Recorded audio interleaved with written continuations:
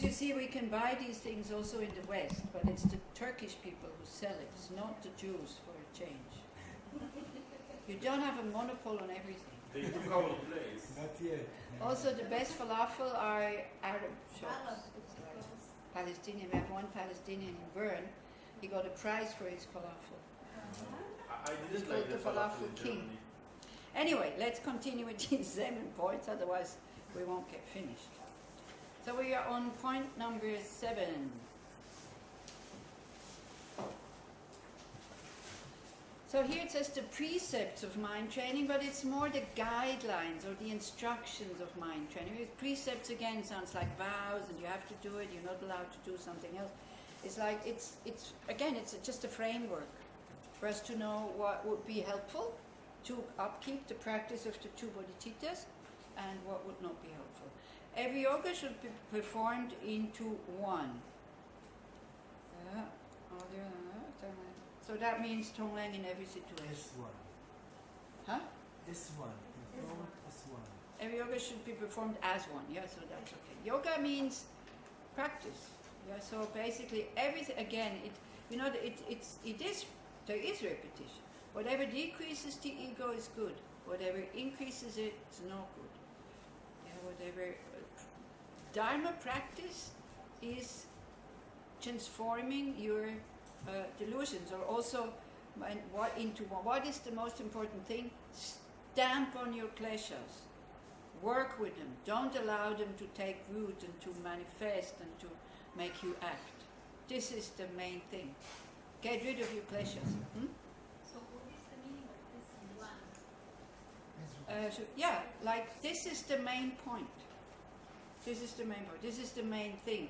To decrease and finally eliminate your pleasures, especially the wrong view of having a self-existent I. All errors are to be amended by 1 means.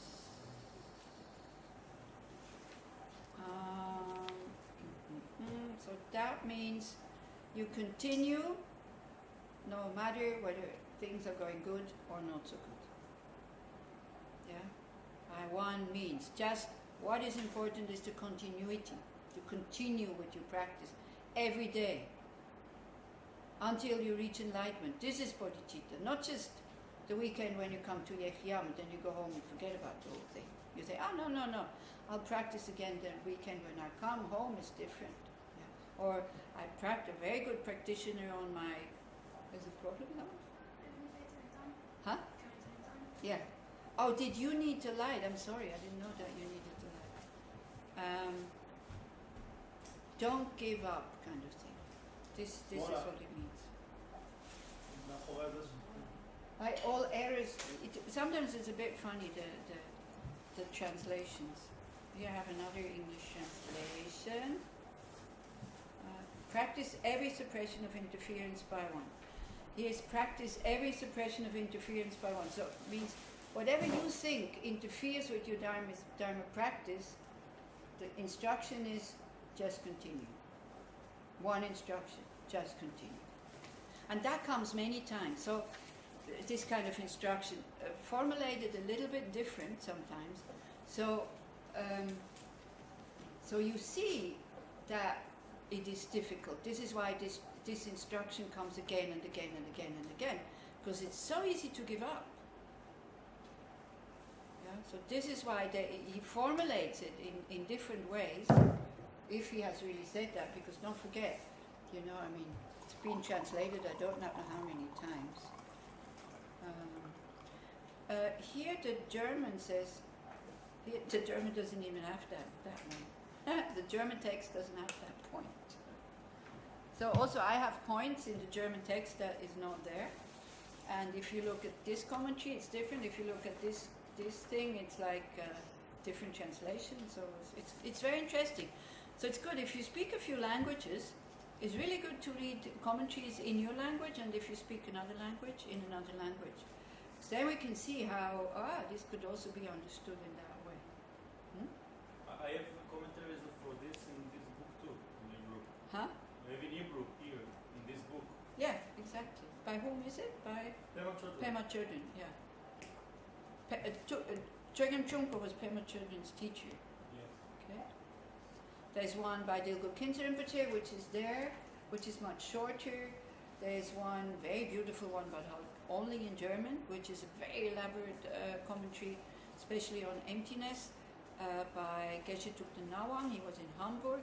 Then, of course, there's the classical commentary, which is called Mind Training Like the Rays of the Sun, which is by Nam Kapel. He is a Tibetan who lived like many hundred years ago. I don't know how many. So there's many, many commentaries on that, on these 7 verses, because they are the essence of the path, or let's say of bodhicitta. And they're so helpful. If you really want to progress on the path, they are incredibly helpful. Yeah. There are 2 activities at the beginning and end. This we know, I think. Yeah. What are these 2 activities?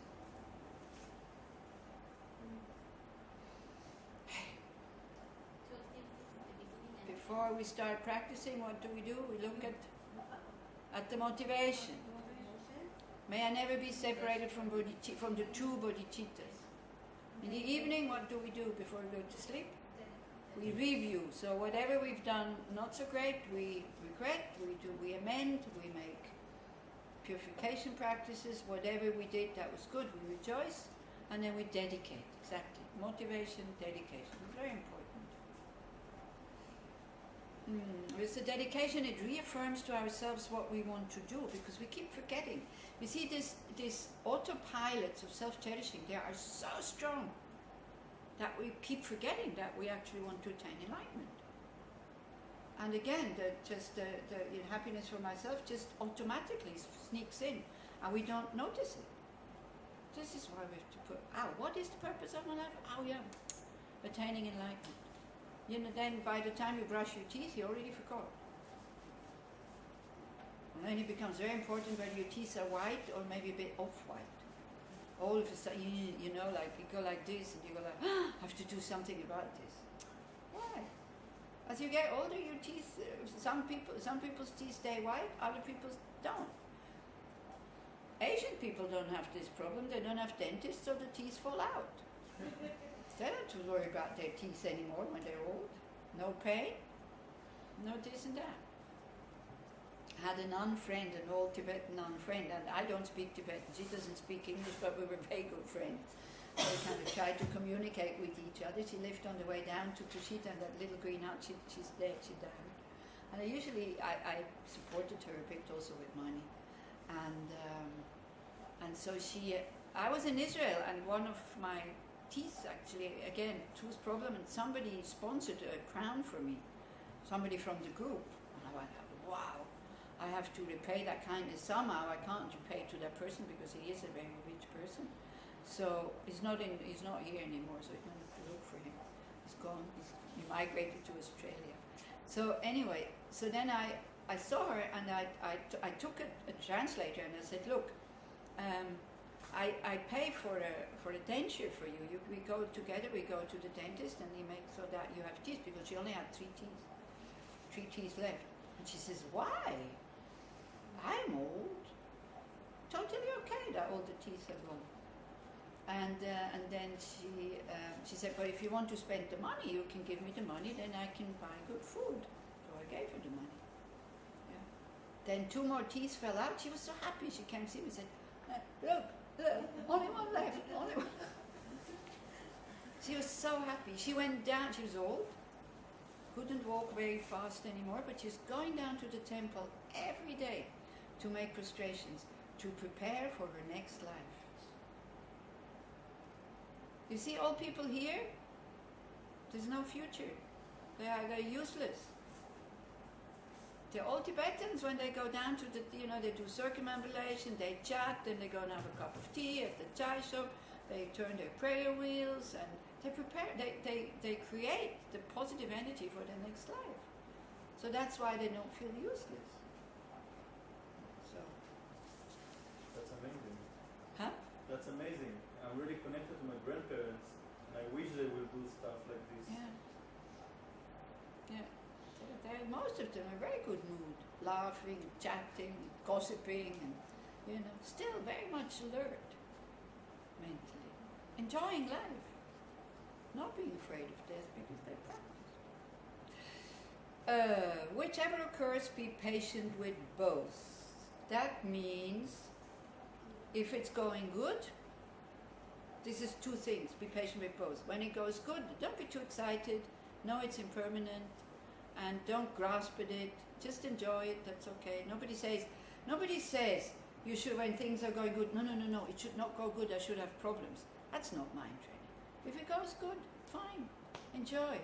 Knowing it's impermanent so that when it starts to get bad, you're also not freaking out. Yeah. And so when it goes good, you breathe out all the good. When it goes bad, you breathe in all the bad stuff. That's it. It's simple. Be patient with both. Like patience, we say, why do I have to be patient with the pleasant things? Because they end. That's why we have to be patient, not while they're here. Yes. So there's also, what's his name? The one with the 37 practices.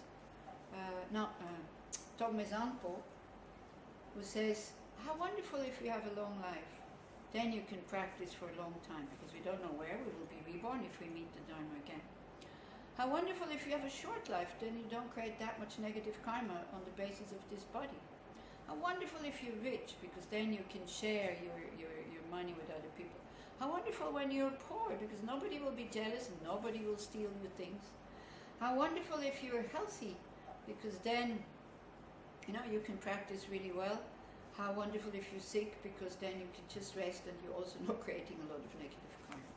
So whatever occurs, it's wonderful.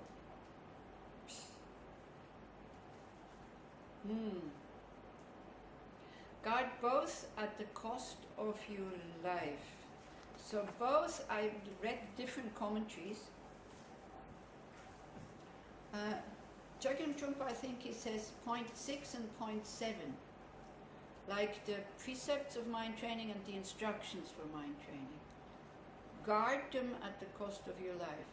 In the German commentary, I read, it can also be the 3 categories of vows.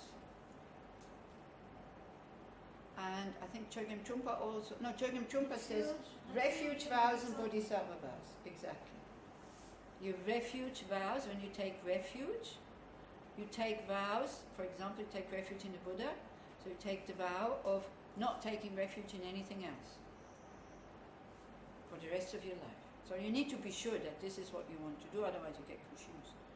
When you take refuge in the Dharma, you stop to harm others voluntarily, thinking they deserve it because they started it. We still harm others, but not then feeling very righteous. Why? That was a good thing to do. And if you take refuge in the Sangha, you start to respect people that are practicing also, especially monks and nuns. Like this. There's certain things that you give up. So, and you can take lay vows when you take refuge, because in order to take lay vows, you need the basis of taking refuge. So these lay vows are not to kill, not to steal, not to lie, no sexual misconduct, no intoxicants. You can take 1, 2, 3, 4, however many you want. The Dalai Lama started to say, it's ridiculous if you don't take these vows. You call yourself a Buddhist and you don't want to take these vows? What are you doing? What are you and then you want to take bodhisattva vows? He stopped giving just 1 or just 2. He said, either you take them all or I don't give them to you. So for with lay people, sometimes the relationship with alcohol is a big problem. it's not a Not big for alcohol people, but you want some time to It's drink. not a big problem. Just say, when somebody says, why don't you drink, you say, I don't tolerate it. It makes me sick, it gives me headache. Huh? Exactly. So let's be honest. So instead of going, oh, it's a problem. No, I say, I want to drink sometimes. So Yeah. the So problem then is you to take cannot the take vows. it. Then you need to see, why do I want to drink? That's the other thing, why do I need it? And then you start to try maybe giving up for a month. And then you give up for a year. And all of a sudden you start to notice, life can be quite okay without alcohol. Sometimes it's nice to drink. Nice. Many things. Sometimes it's nice to go to bed with somebody who's already married. Sometimes it's nice to cheat and steal something. Come on, it's not about things being nice. No, but alcohol is not like. Don't talk to me like that. I was an alcoholic. I'm drinking. Yeah, sure. I also say I'm drinking. I'm not an alcoholic. I'm not telling that you are an alcoholic. Just, you know, I mean, why do we need alcohol? How much suffering do we have in the world because of alcohol? People who get abused because others are drunk. People who get killed because people are drunk when they drive. Women who get bashed up because the husband comes home thing. Then, especially in poor families, where does the money go? Into alcohol. What's so great about alcohol? It clouds the mind. It really does. That's what's so good. People like to. Yeah, exactly. You like to go in a la la land. No, just, you know, to Yeah, be yeah, honest, yeah, that's yeah. it, not the more. No, I'm not telling you. I'm not telling you you should stop drinking. Okay, that's it. That's it. This is your responsibility. You want to drink, drink. It's fine with me. I don't care, to be honest. I really don't care whether people drink or not. I care a lot. Huh? I care a lot. It Mm. clouds the mind. It does. You see, if you have children and they see you drinking, you might be in control. What if they become alcoholics? If at home they don't drink, maybe they will still become alcoholics. It's really dangerous. I mean, there is so much suffering because of alcohol and drugs in the world. So much Talking of suffering. Do one we beer, see you that know, or don't we see it? Do we see it or don't we see it? No, you don't see it in Israel. It's like very full. Yeah, not just in Israel, everywhere. I start to talk like this in France, people almost kill me. And in Switzerland also. Why sit outside and Oh, yeah. So here, Not so just much wine. money goes into alcohol. And you become such a fool when you're drunk. And then you wake up with a headache the next morning. You've never been drunk with a headache? You always are very measured and... Huh? Yeah, that's great, isn't it? Yeah, you vomit and you can't walk anymore, you have a hangover, it's fantastic. It's a very nice feeling. That's the real true bodhisattva. That is really helping you to be a happy person on the Buddhist path. Okay. Guard both at the cost of your life. If you take the vows, you need to guard them. Okay, but you can give back vows, that's okay, you know, you take them and then all of a sudden you see, oops, I'm not ready to keep them, I cannot keep them, like monk or nun's vows, you can give them back. And but it's also a ceremony, you give them back. And vows. Monks and nuns have vows. One of them is not to drink alcohol. I wouldn't need that vow, I think, because I don't want to go through the detox again. Thank you very much. Once is enough. It's really difficult. It's really hard. So I wasn't an alcoholic from the beginning. I used it in order to make me feel better, as Tippi says, in order to cloud my mind. One thing is when I was smaller, I was full of fear and I was very aggressive. And I couldn't stand the world the way it is. I was constantly angry at everybody. And usually people around me, my friends, got the anger. So that's not fair. You know, I was angry at the Americans for having the war in Vietnam. I've never been to Vietnam.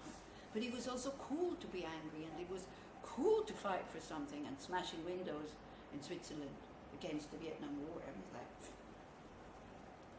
yeah, so this is what I mean. We do a lot of things without really thinking what we're doing, especially when we're young. Yeah, so... but if you want to drink, it's fine. It's okay. It's good for the heart, right? Yeah, of course. No, it's not. Of course, very good. Good All excuse. alcohol. I just saw a movie about Oh yeah, so that you see, It was- whenever somebody confirms our views, that attachment is good, we go, oh, it's so true, isn't it? It's Look. paid by the. This is what I'm saying. You can drink as much as you want, but may nothing happen to you when you're drunk. And may you not influence somebody to go into alcoholism. This is what I mean. So much, if I look in Switzerland, you know, the whole French part of Switzerland is used to produce wine. All the ground. I mean, it's like, it's crazy. It's totally crazy. Just for pleasure.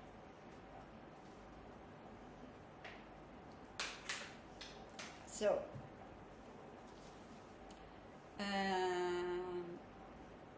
train in the 3 difficulties. God both at the cost of love. Okay, that was the vows. Then, 3 difficulties. huh? No, this is there. Where are we? Whichever classification we both couple. Train in the 3 difficulties. Okay, so 44 is here. 44. Okay. The 3 difficulties are to know when kleshas arise. Remember what, like the instructions, what you do when kleshas arise. So that's the first difficulty, to know. The second one is to remember when they arise. And the third difficulty is to apply it when it arises. Do you get it? Like the antidotes. Huh? Like the antidotes. Yeah. To know the antidotes, to remember them when we need them, and to apply it. You see, we all know when the mind goes in your mindfulness meditation, we should bring it back. We all remember that. But do we apply it? Always?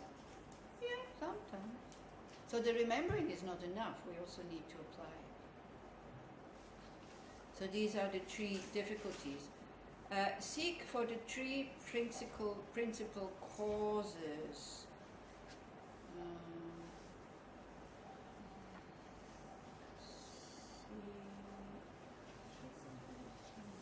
Seek for the 3 principal causes. I think the 3 principal causes, in order to be able to practice, to do these practices, yeah, exactly.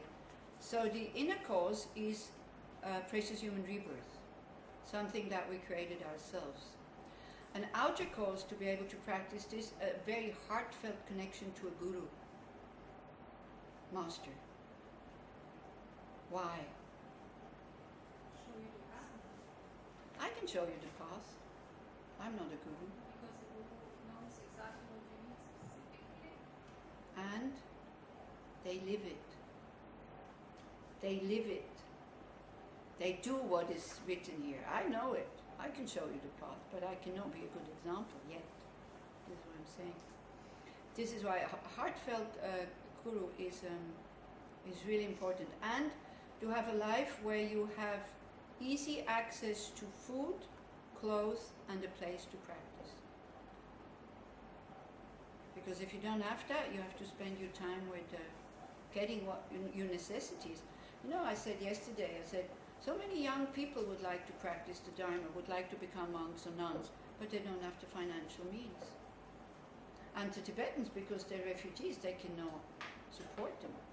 If you want to become a Christian monk or nun in Europe, because there's great lack, then they open up their arms and they take you, but then you have to become a Christian. You cannot say, I want to be a Buddhist, I just want to be fed by you and live in your place.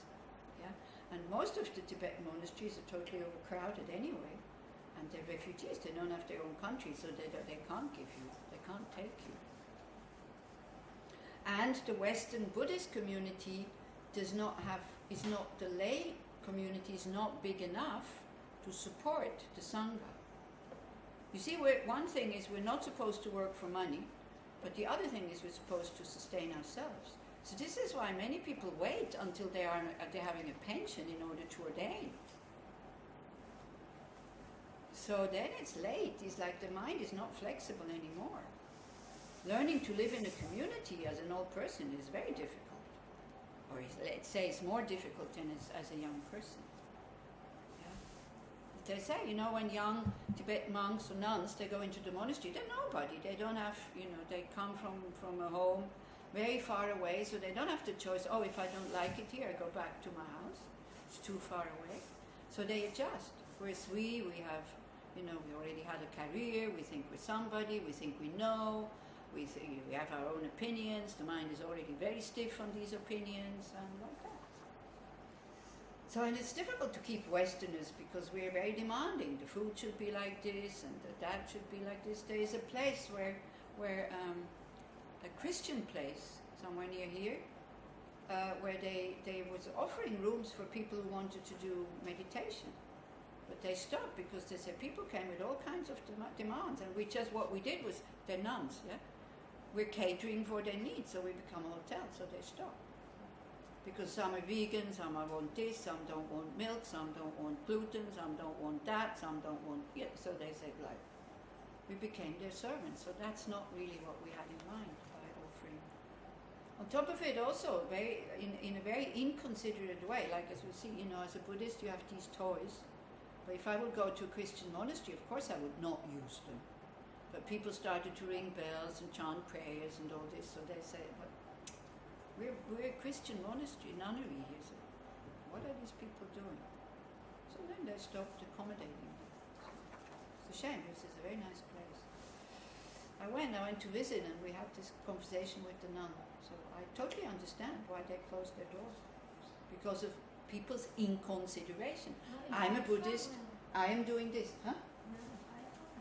No, I'm not telling you. Because they just want to do their practice. It's a very quiet community. They want to do their practice, so we leave them. In Israel? Yeah. The nun spoke French, so I don't know if she was from North Africa or if she was French. She had very good French, and she was white-skinned, so I think she was French. What was the first principal cause? Huh? The first principal cause, please? Where, what? There What are you mean? three principal The first principal cause was, yeah, TP? I have to look for it. Working with a teacher. No, that's the second. That was Precious Human Rebirth. Traumatized is the first. Precious Human Rebirth. Traumatized was Yeah, it's okay. No, it's okay. It's okay. Sometimes it's a little bit different. That's okay. It's Precious Human Rebirth, a very heartfelt connection to a guru, to a master that you follow. And you start to, the master tells you do this, and then you start to argue. For that, you don't need a master. If you want a master, you need to follow instructions. Because otherwise, if you think you know better, why would you want to go and learn something? There's no point. And just go ahead and do whatever you know how to do.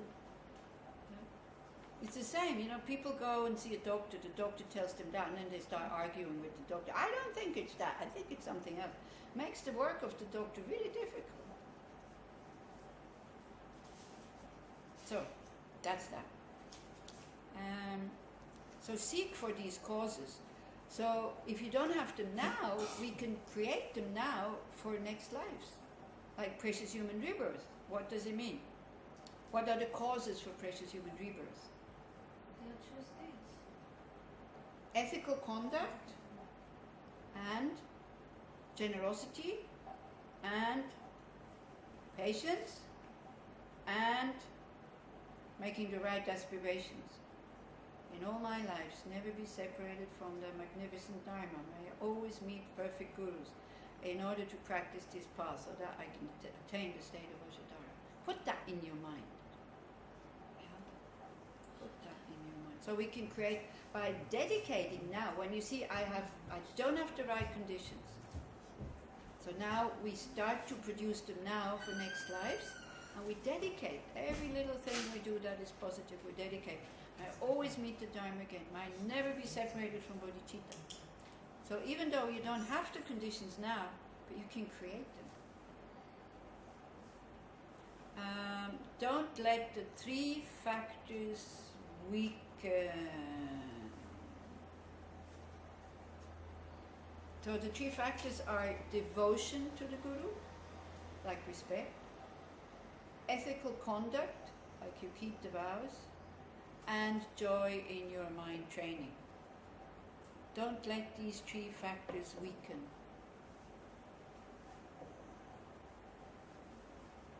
Number 9, never be parted from the 3 possessions.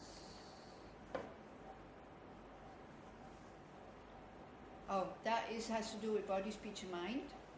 Like whatever your 3 doors, whatever you do, be careful that you're not creating negativities and you try to help, or you try to be of benefit.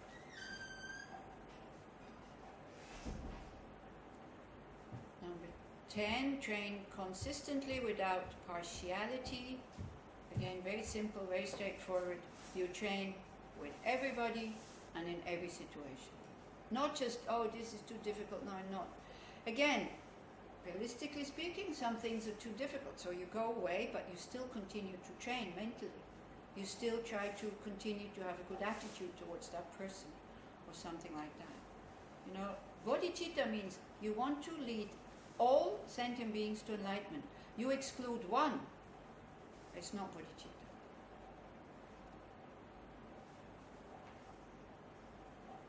So without partiality, you say, wow, these are the victims, I help those, but I definitely don't help the aggressors. Like that. Value an encompassing and far-reaching practice.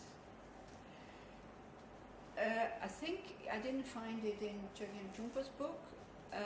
In the German commentary I think I can put it together with choose the most important things if you need to make a choice. Like choose ethics over generosity.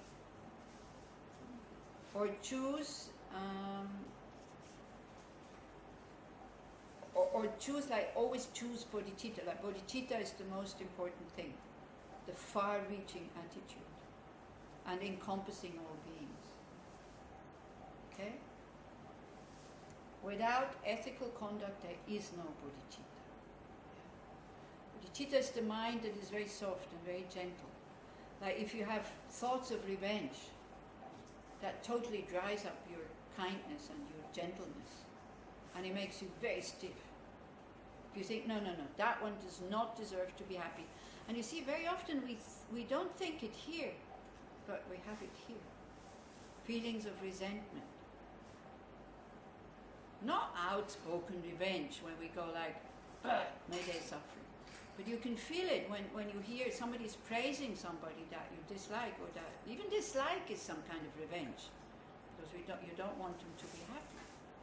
So if you hear criticism about somebody and it makes you just slightly happy and you don't want to correct the person, that means you have resentment. That means your bodhicitta is very far away. And for us, it's like, habitually we help the poor and the weak and the kind people. People are aggressive, we don't want to know anything about it. But then again, we can take that, what Jesus said. He was a Jew, yes, I know. He said, you should love the ones who deserve it the least, because they need it the most. That's Christian. Can you repeat? You should love the ones that deserve it the least. We love the kind people. They deserve my love. They're worthy of my attention. Yeah? Because why should we do that? Because they need it the most. Now people would say, that is bodhicitta. No, that is not bodhicitta. That is loving kindness. Because bodhicitta has this aspect of needing to attain enlightenment in order to benefit all sentient beings. That's compassion and kindness. It can lead to bodhicitta when you bring in the factor of enlightenment.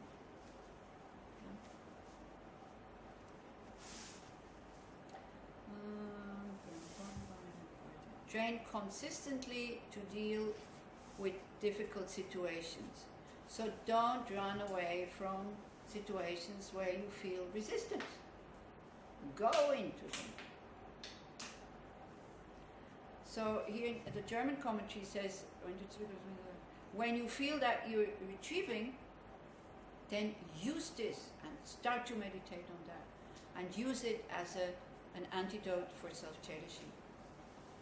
So never give up, even if it's difficult. Think about karma. The fear of being kind of made fun of because you are so kind and you're always the happy friar, the fear of losing your job, the fear that it makes you sick, the fear that people will start gossiping about you, the fear that other people will have a bad opinion about you, that fear we have when we practice this.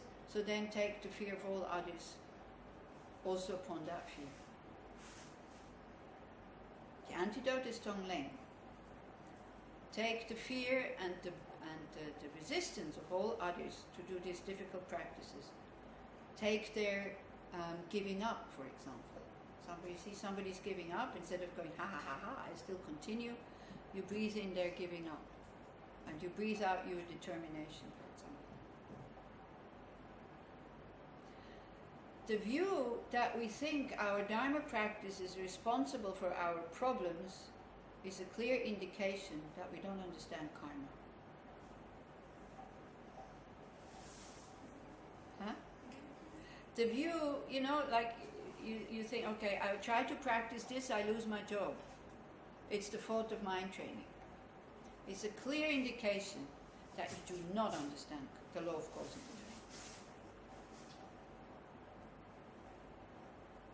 effect. And we are nourishing that fear and this anxiety with thoughts.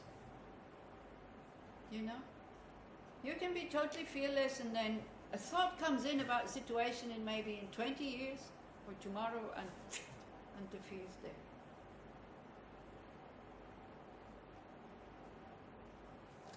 And everything, so this is what it says also, whatever makes you afraid, go and do it. There's a very nice book by Pema Chodron which says, go to the places that you're afraid of. Such a good antidote for fear. At the beginning you freak out. You visualize yourself in a situation where really all the things happen that you're afraid of. But you see, fear doesn't keep away negative things. And when a negative situation happens, funny enough, the fear of it is gone. Because why? Because it has happened. And then we can react. Whereas before, the fear of the situation, it makes us paralyzed. And we don't have joy in life anymore. So all these fears are totally useless. Fear of death, we have to die anyway, so why be afraid of it? But fear of not doing the right things, that you can die without regret, that is positive fear. So fear is neither positive or negative. And by the way, positive mental factors and negative mental factors, very often people make the mistake thinking that all the positive factors have to feel good, and so whenever it feels good, it's a positive thing. That's what we think, isn't it? That's what we just said, but it's nice to drink alcohol. So, and we think so there are some positive mental factors that don't feel good. Like regret. That we've done something negative. It doesn't feel good. It doesn't have to feel good. It only has to give us the wisdom that we should stop doing these things. Otherwise the regret then changes into guilt. And then we're stuck. Yeah? So like this, it's not a positive mental factor when you feel good. When you're full of yourself, full of arrogance and pride, it feels very good. It's like, wow, look at that. So don't measure your mental your emotions with that measurement. Whatever feels good is good. Not like that. So this was that one. I think this is the one. Trained consistent to deal with difficult situations. Yeah. Don't run away from them. You see, the suffering of samsara, we have to transcend it. We can't run away from it. And you know exactly how it is. When you have a difficult situation and you shy away from it, it makes you weaker and more afraid. You say, okay, I have to go now. I have to do this. You go, you survive, it makes you stronger. It's like being afraid of the wave. You want to be a kite surfer and you're afraid of waves. And you start to go, no, I'm not going today. It's too much wind, it's too much waves. Yeah, maybe these waves and these winds, because you're such a beginner, are too dangerous. And then, of course, you don't go. Use that wisdom. If you want to grow, you need waves and wind. Otherwise, how are you going to learn? Then you remain on your paddleboard, which is so boring. I don't know why people spend money with this. It's so boring. I don't know. Have you ever seen them? Does it seem exciting to you? Go for a walk. You don't need to go on the sea. Yeah. It's nice. It's not that Yeah, of course it's nice, but it's boring. It's easy. The wine nice, everything is nice, but It's so easy. no, It's not easy, No, come on. it's Whoa, No, yeah, it's yeah, not yeah. easy. Try it. You should Not try easy. it. But it's much easier than normal surfing. Come No, on. this is yeah. Yeah. You Yeah, can that's what self-visit I'm saying. also. That's You what can I'm self-visit saying. Also. Huh? You can self-visit also. Yeah, yeah. Yeah. Yeah, of course. Yeah. You take your. It looks. If I look at these people, it looks totally boring. I don't see anything exciting in that, really. I mean, What's the mind doing while the body is surfing? What the mind is? Trying to be physical. Yeah. in control of the movement. not to be in It's hammer control, part. being balanced. That's not being in Balance, control. only balance. Surfing is a good example. So It's huh? quiet. So at least the mind is quiet. Yeah, exactly. Because you cannot have thoughts. So that's true. On the paddleboard, you can have many thoughts. You can be daydreaming and this and that. If you surf, there's no way you can daydream. So this is why. Odel Shangri-La Fossa. Anyway, you want to go paddleboarding, you go paddleboarding if you. It's fine. But nobody will ever admire you for doing But that. not complain when bad karma comes because it's wasting good karma. Don't rely on other conditions. Okay? Don't rely on other conditions. Very often we say, oh, this Sangha, it doesn't have the right people for me to practice there. They're all full of themselves, they're all self-cherishing, they're not kind to me, they don't accommodate me, they don't have a proper system, they don't have any system, and everything is just at random, it's chaotic, like the Dharma friends. They're not for me. I need somebody who's more organized. So, if you find somebody who's more organized, yeah, it's fine. Yeah, but otherwise, practice whatever you have, because sometimes we look and look for the perfect Sangha and we never practice. This is it. If you want to do mind training, the Dharma friends are perfect. Sorry. But it's true. They are chaotic. They are not very organized. But look what they achieved. Look what kind of teachers they bring. And they are the only group that you can, it's not that they like it, so please don't do it. You register, you confirm, and then you don't turn up. So that means they have to pay your bed without you coming. And in general, they don't complain. They're the only ones that allow you to come without putting a deposit or without kind of going, hey, come on. I know that we sent out an invitation for people and saying, look, if you cancel last minute, please help financially because it creates negative karma. People got terribly upset. Some people.